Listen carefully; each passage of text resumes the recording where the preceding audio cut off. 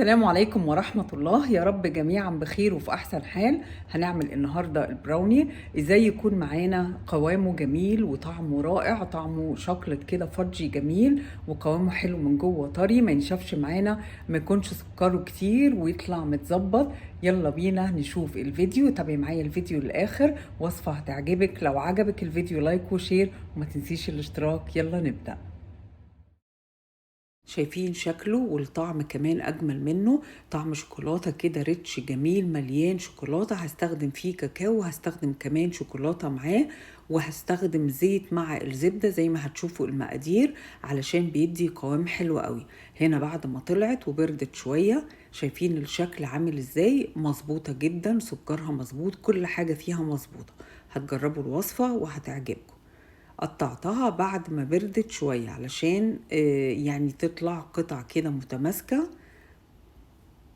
سبتها تبرد شوية وبعدين قطعتها. يلا نشوف المقادير. عندي هنا دقيق جميع الاستخدامات، هاخد كوباية من الكوباية المعيارية، هتكون دقيق جميع الاستخدامات، كوباية وربع من السكر، ودي أقل كمية ممكن نستخدمها، الوصفات التانية بتكون كمية سكر رهيبة.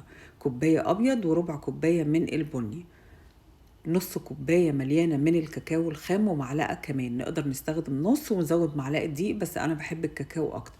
10 معالق من الزبدة، هيكون المجموع مع الزيت كوباية إلا ربع. معلقتين الزيت بيظبطوا الوصفة. عندي فانيلا، عندي بيضتين، ودي شوكولاتة نص كوباية،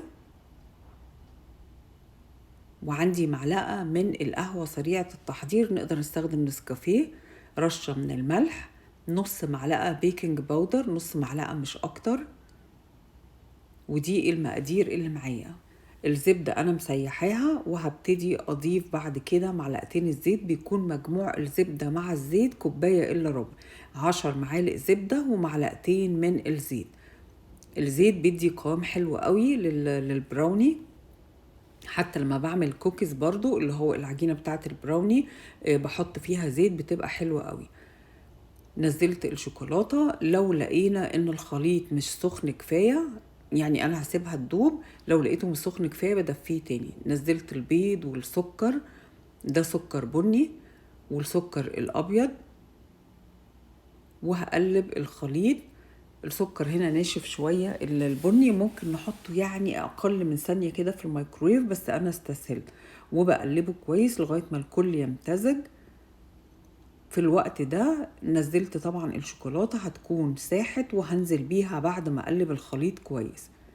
اقلب لغاية ما كل السكر يبتدي يدوب علشان كل المكونات تمتزج مع بعض. هنزل شوية كده من الفانيلا، يعني معلقة صغيرة او اقل،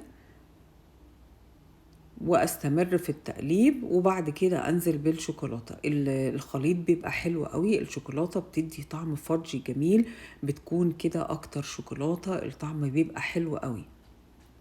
بقلبها علشان اتأكد ان هي يعني دابت ملتت كده مع الزبدة والزيت، وانزل كل الخليط. الموضوع يعني كله تقليب بالايد، مش هنستخدم مش هنحتاج اي حاجة نخفق والكلام ده، كله هيتقلب مع بعضه. بقلب كويس عشان كلهم يمتزجوا. الفرن طبعا شغال عندي من قبل ما ابتدي على 350 عشان يجهز على ما اخلص الخلط وكل حاجة تكون جاهزة، يكون حرارة الفرن تمام يعني عشان يتخبز. دي القهوة سريعة التحضير، حطيت معلقة من المية الدافية عشان تدوب، مش هننزل بيها ناشفة. عايزين تستغنوا عنها حطوا مية دافية عادي، معلقة أو معلقة ونص كبيرة علشان القوام يبقى حلو. وقلبت طبعا كل الحاجات الجافة، الملح والبيكنج باودر والدقيق والكوكا وكل حاجة، الكاكاو كله مع بعضه، ونزلت تقريبا نص الخليط أو أكتر، وبعد كده نزلت باقي الخليط. بقلبهم كويس لما يمتزجوا، وعلى طول هبتدي اجهزهم للفرن. في الوقت ده الفرن شغال سخن على 350 اللي هو ما يعادل 175 السلس. بتاخد حوالي من 30 ل 35 دقيقة علشان تفضل كده طرية وجميلة من جوه، تكون متماسكة مستوية كويس، وتكون فudgy كده حلو من جوه، طعم الشوكولاتة وطرية ما تكونش ناشفة. دي المدة بتاعة الخبيز، ما بتاخدش أكتر من 40 دقيقة ماكسيموم على حسب حرارة الفرن عندنا. بقلبها كويس عشان كله يمتزج وما بقاش فيه اي تكتلات دقيق او كوكا او اي حاجة. شايفين القوام حلو ازاي؟ وفي الصينية بقى دي 8 باي 8 اللي هي بتاعة البراوني، بتكون عايزين تقللوا الحجم وتستخدموا حاجة تكون يعني أكبر في الحجم، ده هيقلل لي بس الحجم بتاع السمك بتاع البراوني زي ما انتوا عايزين. هي بتكون ستيكي بقى، بتكون ملزقة طبعا من السكر والخليط زي ما انتوا شايفين بيكون متماسك، فشوية بتكون يعني صعبة ان احنا نفردها على مهلنا كده، بنفردها ونسويها. ممكن السباتشولا حتى بنبلها مية علشان نعرف نسويها بالطريقة دي. تكون ستيكي من السكر والخليط كده متماسك، بنفردها وبعد كده بعد ما هسويها بخبطها كده خبطة علشان اسوي كله وادخلها على الفرن بالراحة. سويت كله، هي بتخش الفرن كمان بتتساوى. سهلة جدا ما فيهاش اي صعوبة، المقادير مظبوطة، هتطلع معاكم حلوة جدا ان شاء الله، هتجربوها وتعجبكم.